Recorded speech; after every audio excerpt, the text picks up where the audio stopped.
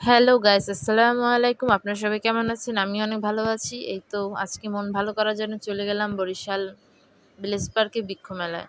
এখানে এসে দেখি চারদিকে সবুজ আর সবুজ। যেহেতু এখানে গাছ, আর গাছ যে কত উপকারে আসে তা তো আমরা সবাই জানি।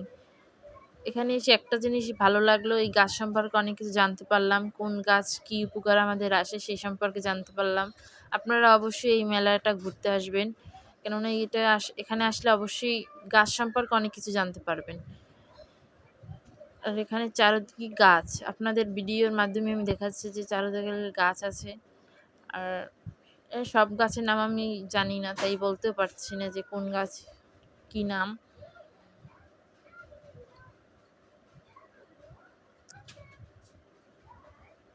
যাদের গাছ অনেক ভালো লাগে তারা অবশ্যই আসবেন।